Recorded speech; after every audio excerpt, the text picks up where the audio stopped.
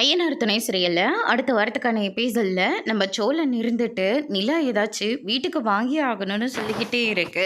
வீட்டை டோட்டலாக மாற்றணும்னு சொல்லுதுன்னு என்ன பண்ணுறதுன்னு எனக்கும் தெரியலண்ணே அப்படின்ற மாதிரி அவங்க ஓனர்கிட்ட சொல்லிட்டு இருக்கிற போது அந்த வீட்டில் அந்த பொண்ணு இருக்கிறது எவ்வளோ பெரிய விஷயம் தெரியுமா? ஆனால் அவங்க அப்பா அம்மாவை பற்றியா ஏன் இப்போ கூட்டிகிட்டு வந்து சென்னையில் வச்சுருந்தாங்களே அந்த வீடு கூட எப்படி கீழே உட்காந்து தலை சீவிக்கலாம் அப்படின்னு என்னெல்லாம் கதை சொன்னேன். ஆனால் அந்த வீட்டில் இருக்கிறது எவ்வளோ பெரிய விஷயம். தயவு செஞ்சு அந்த வீட்டை மொத்தமாக மாற்றிடுறாச்சோலா. அந்த வீட்டில் அந்த பொண்ணுக்கு ஒரு என்டர்டெயின்மெண்ட்டுக்கு ஒரு டிவி கூட கிடையாது அப்படின்ற மாதிரியே சொல்லிடுறாங்க. சரிங்கண்ணே, நான் உடனடியாக ஒரு டிவி வாங்கிடுறேன், அதுக்கு கொஞ்சம் பணம் வேணுண்ணே அப்படின்ற மாதிரியே சொல்லிடுறாங்க.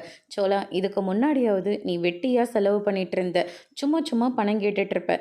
இப்போ நீ ஒரு குடும்பஸ்தனாக ஆயிட்ட. அந்த வீட்டோட மொத்த பொறுப்பும் இப்போ உன் கையில் இருக்குது. உங்கள் அண்ணனுக்கு ஒரு நல்ல வாழ்க்கையும் உன் தம்பிங்களையும் நீ தான் பார்த்துக்கணும். அதனால் தயவு செஞ்சு இனிமேல் பணத்தை வாங்கிட்டு வீணாக செலவு பண்ணாத. வீட்டுக்கு தேவையான எல்லா பொருளையும் வாங்கி போடுப்பா அப்படின்ற மாதிரி சொல்லிடுறாங்க. கண்டிப்பாக அண்ணன் அப்படின்னு சொல்லிட்டு சோழன் சொல்லிட்டு இருக்காங்க.